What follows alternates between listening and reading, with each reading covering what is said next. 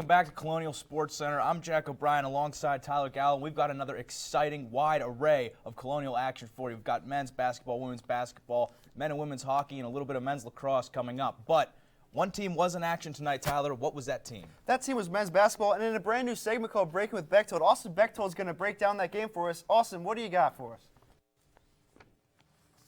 All right, thank you, guys. So, after securing a critical victory on the road at Sacred Heart last Saturday afternoon, the Robert Morris Colonials once again collected a key NEC win, this time in blowout fashion. After finishing their last 5 games with margins of victories of 10 points or under, RMU crushed Mount St. Mary's tonight 77-60.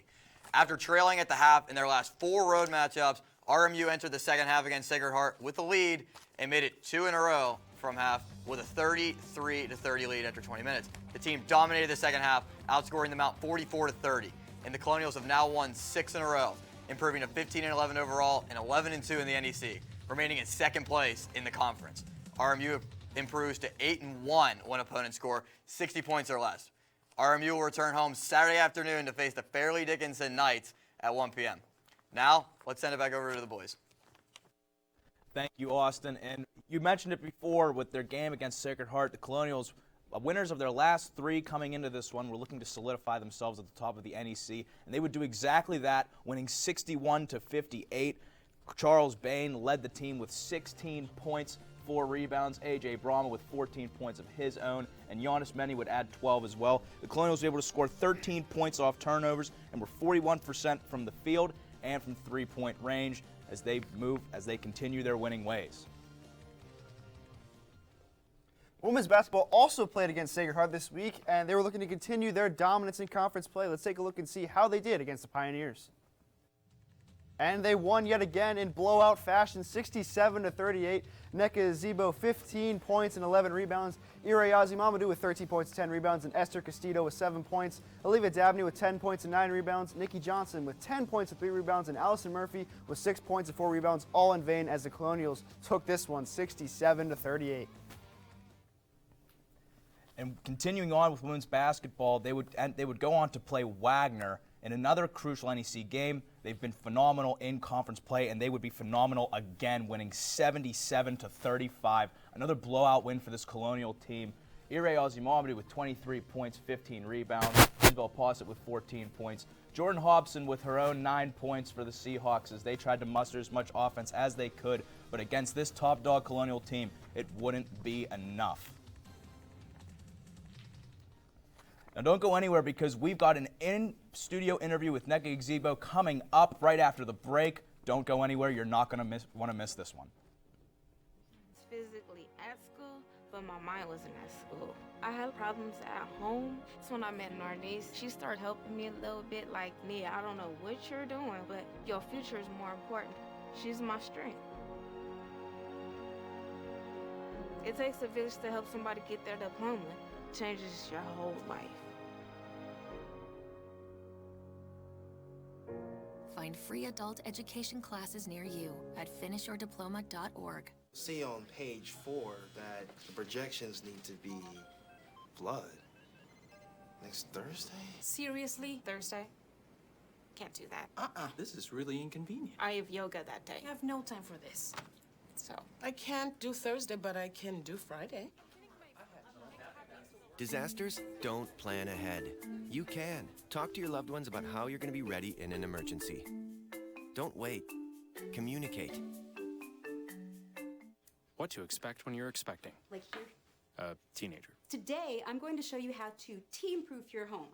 First step, hide the car keys. Preferably somewhere they would never look. Challenges will come up. Be ready for them. Hi, honey. Ready for the... Mom, you don't use mannequins in the mannequin challenge. You don't have to know it all to be a perfect parent. Thousands of teens in foster care will love you just the same. Home fire drills give your family a plan of action. In a home fire, you may have less than 2 minutes to get out. So when you drill, show everyone 2 ways out of the house, pick a safe meeting spot, and get there in under 2 minutes. Then practice home fire drills at least twice a year. You can even make them fun. So everyone knows the sound and exactly what to do when they hear a smoke alarm. Go to ready.gov/fire drill and learn how to prepare your family for home fires. All right, welcome back to Colonial Sports Center. I am now joined by NECA Zevo. NECA, thank you for joining us today.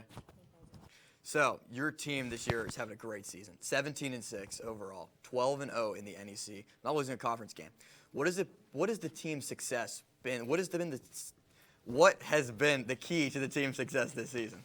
Well, just coming every day to practice, keeping a consistent mindset that every game is important and that every moment that we have in practice, whether it's on the court or off the court, is important as well. So for you individually, you're averaging a career high in points and rebounds this season, and you've also had numerous accomplishments throughout your 4 years there at RMU. What would you say is your favorite? Probably getting Defensive Player of the Year last year. Just being recognized overall, like over the past 4 years, it's been really, amazing for me. These are pretty special. So let's go to some more questions here. So in Ire Mamadou, she was named NEC Player of the Week yesterday. What has it been like playing alongside her and her other teammates this year? It's been really, exciting, of course, because Ozzy and I are really close, and she learns a lot off of me. I learn a lot off of her. So it's just really important to continue to push each other every day in practice because it ends up showing in the game as well. So how more so have you been able just to push each other to be able to, compete against each other and just be able to make each other better this season? Well, of course, in practice, when she's on offense, I'm on defense and vice versa. So, just going after each other and knowing that when the bumps and bruises happen, it's not because it's against each other, it's to make each other better. So let's go back to some of your accomplishments. You've won numerous awards just throughout your years. We see some of them right here. Two-time NEC Rookie of the Week, four-time NEC Player of the Week, and 2019 NEC Tournament Champion, and 2018-19 NEC Defensive Player of the Year. Which one of those accomplishments was the hardest to be able to achieve, and which one, again, is your favorite? I say that, like I said, the Defensive Player of the Year is probably the hardest to achieve. I didn't know that I was going to get that award. I had no idea. It kind of was like a surprise to me. So I think that one would be my most favorable one because it was unexpected and it is something that we value very much on our team. So lastly, what do you think your team needs to do to be able to continue the dominant run and win another NEC championship? Just to continue to keep a consistent mindset, not to get too high or not to get too low on ourselves when we make mistakes. Just staying consistent and keep encouraging each other, having confidence in each other, and keep trusting each other. Nick, I want to thank you for joining us today. We're going to send it back over to Tyler Gallo and Jack O'Brien. Guys, what do you have for us? Thank you, Austin, for the interview. And transitioning from the hardwood to the ice, we've got men's hockey taking on the RIT Tigers. Now, after a rough stretch through the last couple of games for the Colonials, they really needed to pull out a successful weekend. And no better opponent to do it against than an in-conference opponent being the RIT Tigers, looking to make some ground and make some waves, trying to get back into that top 5 in Atlantic hockey. Could the Colonials do it? We will head to the highlights to find out. Colonials and Tigers. First clip here, Tigers on the rush. 1 drop pass, 2 drop passes, and he's going to be all alone in the slot. That will be a scramble in front of the net, and Sean Cameron will clean that up for the first Tigers goal. Moving on, the puck's going to come to the corner, and a great saucer pass by Nick Bruce to a streaking Sean Cameron for his second of the game. What a pass to put the Tigers up by 2. But Colonials on the power play. Nick Lalonde over to Daniel Mananudo. Nick Jenny's going to survey the point, work his way to the top of the slot, and rifle one home to give the Colonials life in a game that they need to win to stay afloat.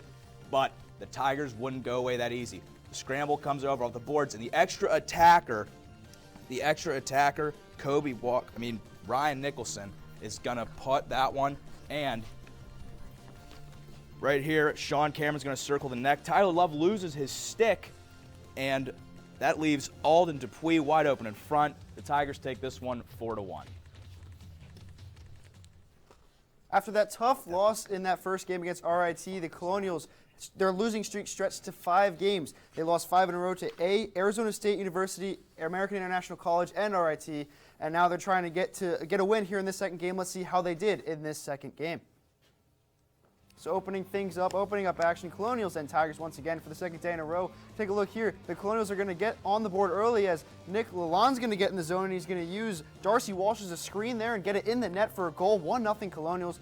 Great start. And then on the power play, an absolute seed from Hammaker. Jake Hammaker's going to bury that one to tie the game up. The RIT faithful was out in droves in that game. And then in the second period, yet again, Jordan Peacock's going to dance around a defenseman, get across, get a wrap around, and put it in there for a goal. It's 2-1 RIT. Colonials falling fast in this one. And then tic-tac-toe right to Hammaker once again, a one-timer. And it's 3-1 RIT. Kapelmaster looks worse for the wear a little bit there, but then the Colonials are going to get back into it here. Pass right across. Mantenuto waits, shoots at 5-hole, and is fired up after that one for another goal. It's 3-2. Colonials trying to get back closer. And then, waning minutes of this game, in front, from the seat of his pants, he's going to get the goal there. That is Aiden Spellacy tying the game up here, sending it to overtime. The Colonials tie this game up at 3. This would be a desperate Colonials team in the late minutes, and then in overtime, Robert's going to drop it back for Pecusic, who's going to fire it just over the shoulder of Logan Drackett, and the Colonials are going to win this one in overtime, snapping the losing streak, winning one 4-3 the final score. 2 goals from Jake Hammaker and a goal and an assist from Nick Pecusic. And moving on, we're right on the cusp of the beginning of the men's lacrosse season. Mike Shuley and John Hanna are joining me now. Guys, thanks for joining me. Thanks for having us on, Jack. Oh, of course. And just to kind of set a baseline here, coming off back-to-back NEC championships in the tournament, the NEC tournament, what is the beginning of this season going to look like? What's kind of shaping up for the Colonials early on? Well, I honestly think, like the beginning of every season, it's going to be, a team bonding, trying to build up that chemistry heading into conference play. This team, they're going to have a few new faces around there, but, they have a lot of returning scoring. Yeah, but also they lost Tyson Gibson, first overall pick in the NLL draft. He had 69 points last year. But they still have Corson Keeley, junior. He 6 goals his freshman year, up to 52. If he scores on that level of improvement, he's on pace for 447 goals next year. I don't quite see that number of happening, but 447 is potentially what he can get on pace for, potentially if he improves as that much. I don't know if he's going to score 447 goals, but weirder things have happened. I guess, but I think this team is going to be strong once again, and I really do think that they are going to make a push for another NEC crown, another NCAA tournament. Yeah, and while we're looking at that, we're just looking at their spot in the conference right now in the standings. What really jumped, this is last year, they enters the 4th seed into the tournament, but they make waves, they win the NEC championship. Is it more of a means of getting in, or do you want to see more continued dominance? Absolutely, I think so. It's one of those things where if you're in, you have a chance. You can't win the lottery if you don't buy a ticket, and not that this team, it was a miracle for them to win because of how successful they were. This is a team that flirts with the NCAA rankings, the top 20 ranking throughout the season. They were ranked a few seasons ago. And they've actually been receiving votes before the season even got underway. And with votes, with them winning the coaches. You can see there how close it was with the conference and those teams. There weren't too many games. I think 3 teams were 4-2, and 1 team was 5-1, so it's going to be very tight again this year, I think. This year, they won the coaches poll. They're the NEC West favorite. A lot of good press for the Colonials leading up to this season. It's hard to think they're not going to be able to really take grasp of this season. There's a couple of new programs in the NEC, LIU, Merrimack, and NJIT, as you see in NEC West for NJIT and LIU. So it's going to be some new faces the Colonials see, but I think 6 conference votes, I think they still have the NEC West in the bag. Thank you guys for coming on once again, and don't go anywhere because we'll be back with more Colonial Sports. We're going to have some women's hockey for you after the break. I was physically at school, but my mind wasn't at school. I had problems at home. That's when I met Narnese. She started helping me a little bit, like, Nia, I don't know what you're doing, but your future is more important. She's my strength. It takes a village to help somebody get their diploma. It changes your whole life. Find free adult education classes near you at finishyourdiploma.org. See on page 4 that the projections need to be blood. Next Thursday? Seriously? Thursday? Can't do that. This is really inconvenient. I have yoga that day. I have no time for this. So, I can't do Thursday, but I can do Friday. Disasters don't plan ahead. You can. Talk to your loved ones about how you're going to be ready in an emergency. Don't wait. Communicate. What to expect when you're expecting Like here. a teenager. Today, I'm going to show you how to team-proof your home. First step, hide the car keys, preferably somewhere they would never look. Challenges will come up. Be ready for them. Hi, honey. Ready for the... Mom, you don't use mannequins in the mannequin challenge. You don't have to know it all to be a perfect parent. Thousands of teens in foster care will love you just the same. Home fire drills give your family a plan of action. In a home fire, you may have less than 2 minutes to get out. So when you drill, show everyone 2 ways out of the house, pick a safe meeting spot, and get there in under 2 minutes. Then practice home fire drills at least twice a year. You can even make them fun. So everyone knows the sound and exactly what to do when they hear a smoke alarm. Go to ready.gov/firedrill and learn how to prepare your family for home fires. Welcome back to Colonial Sports Center, and the softball team got into their first action of the season over the weekend. They took part in the Blue Hose Invitational at the Presbyterian College in Clinton, South Carolina. Let's take a look and see how they did in their 4-game tournament here. And in the first game, they took on the Presbyterian Blue Hose and lost 3-0. They were blanked. Jenna Green with a complete game shutout, a 1-hitter, 9 strikeouts, 7 innings pitched. Lexi Palazzo was 1 for 3 with a double and an RBI. Madison Riggle had 2 perfect innings with 3 strikeouts, and Elena York had a triple. She was 1 for 2. And then they played Presbyterian in the next game. Same score, or same game, same team as in the next game. So we're going to take a look at that one. Colonials taking on the Blue Hose once again in that one. They would win this one 7-6. Natalie Higgins was 3 for 4, and Kylie Cross had a home run in that game for the Presbyterian Blue Hose. Final score 7-6. Colonials win that one in a nail biter. No, but they wouldn't be done there, Tyler. They would have more games to play in this invitational. They would have 4 in total. So we'll go over to the 3rd game to see if the Colonials could continue, kind of get on a hot streak towards the end, and they would be able to, smoking the Bulldogs 15-2. Madison Riggle went 3 for 3 with a home run and 4 RBIs. Katie Gazvoda, 5 innings pitched, 5 hits, 2 earned runs. She'll earn a win. And Laurel Shaw for the Bulldogs would go 1-1 with an RBI, but not a lot of hitting on the Bulldogs side of the ball.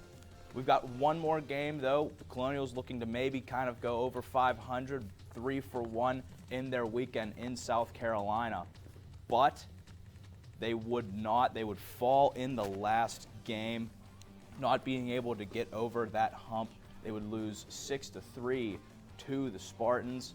Again, Natalie Higgins 2 for 4 with a home run, 2 ribbies. Madison Riggle 1 for 4 with a home run and an RBI. And Jasmine Hammond 2 for 3, a double and an RBI. The Colonials split 2-2, and we'll send it over to Tyler Gallo for more analysis. Thanks, Jack, and I'm here with our resident softball analyst, Delenn Poe. Delenn, thank you for being here tonight. We're going to take a look at some of the softball games. They're in action 4 games, and they lost 2 of them. So what do you think the factors of these 2 losses were? I mean, it's definitely they're giving up more than at least 2 walks per game, and then it's them striking out too much, and then just no offense whatsoever, and the pitcher's just not giving them anything. Exactly. You saw that 3-0 shutout, complete game shutout by the Presbyterian Blue Hose in that first game, and then in the second one, they gained some players and they lost some seniors last year. What were the biggest gains and losses from this team? Definitely their pitching staff. They lost 3 seniors, but they gained 2 freshman pitchers, but that's the inexperience coming into it. They lost one of their best hitters by far, Abrielle McCartney, but they did, from last season to this season, they have more experience. And what do you think the team needs to turn it around and succeed this season? Consistency with both offense and defense. They just need to knuckle down repetition, the errors that they've committed over the past 4 games, and just repeat those simple things and just not overthink everything. All right, thank you, Delenn, for joining us tonight. Thank you for having me. Yeah, of course. And we're going to send it back over to Jack O'Brien, who has some women's hockey for us. Thank you for that analysis. But looking forward for women's hockey, we talked briefly about games against Penn State were going to be huge for the Lady Colonials when you have Mercyhurst hot on your tail and they are tied for first place in the CHA. This past weekend, the Colonials were able to break away from the Lakers with a win and a tie in State College. The first game, they would win 3-1 and then end in a tie 2-2. Mercyhurst, however, would drop a game to Lindenwood but win the second. So it shows, the magnitude of these games for women's hockey did show. Luckily, fortunately, they were able to come out on top. And you look at the standings as they are now. Robert Morris in that sole spot with 21 conference points and that conference record of 10-3-1, showing the dominance they've had over conference opponents like Lindenwood, like Penn State. But Mercyhurst right there with 9-3-2. A big part of Robert Morris' success, though, has been their defenseman, one in particular being Emily Curlett. She moved into sole possession of the defensive scoring title as far as goals go with 35 goals, passing up Kirsten Welch and Maddie Legoux. She's been an incredible force for the Colonials this year. You see the plus-minus rating, the plus 29. She's able to be that rock on the blue line for the Colonials. Now don't go anywhere, because when we come back, we'll have some upcoming games to look forward to. So don't hit that dial, don't hit that remote. You probably don't have a dial anymore, but don't go anywhere.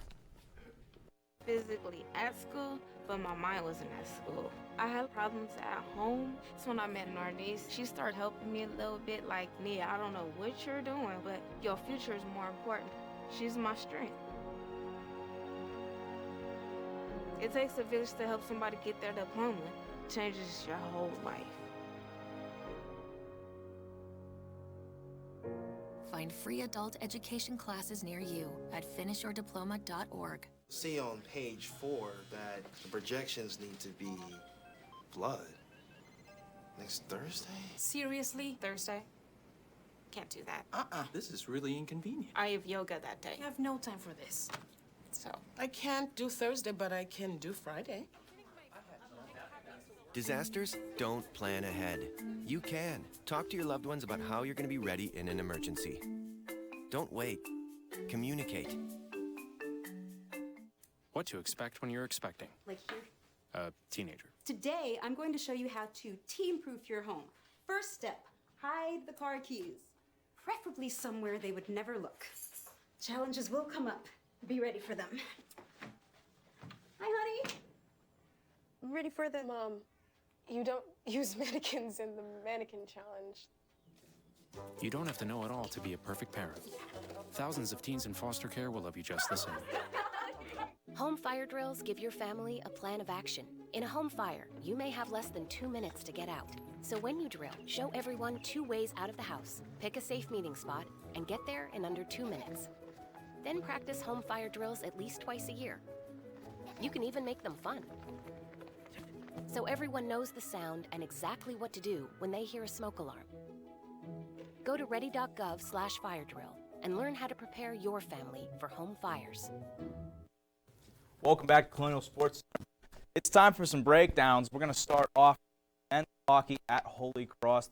Again, coming off a double overtime win against RIT. Colonials really need to get these last 3 weekends, need to get some wins. They need the points. You're looking at a team in Holy Cross which has been almost where the Colonials have been, a little lower in the standings. The Colonials with a little more of a more potent offensive game. You see in the goals per game and the goals allowed. I mean, I think if you can really you can punch out a lot of wins here towards the end, you can solidify, again, one of your top 5 spots in Atlantic hockey. And the last time that these two faced, RMU knocked them out of the Atlantic hockey tournament in the first round. So you've got some bad blood here. You've got that rivalry aspect. It's shaping up to be a great game. But Gallo, what do you got for us? Well, the first game I'm going to break down is softball. They're going to be in action at yet another tournament. This time they're going to take on Valpo here, Valparaiso.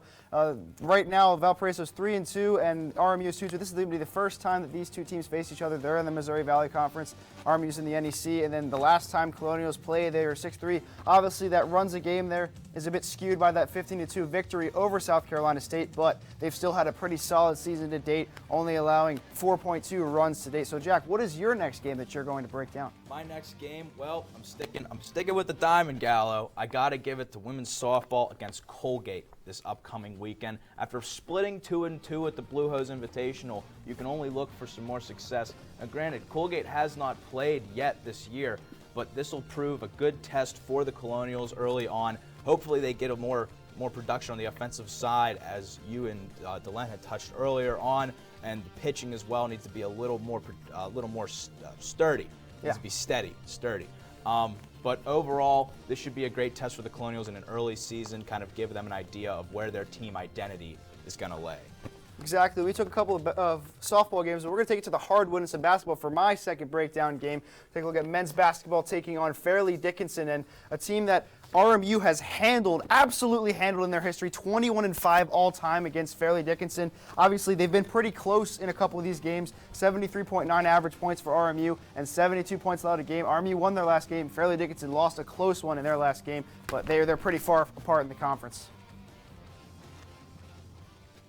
All right, I'm joined by Andrew Ostrowski and Michael Shirley once again. I'm back. Second time. He's back. I'm back, baby. Oh, I'm doing great. I hope you guys are doing great because we're getting into some money lines here. Yeah. Let's see where the money.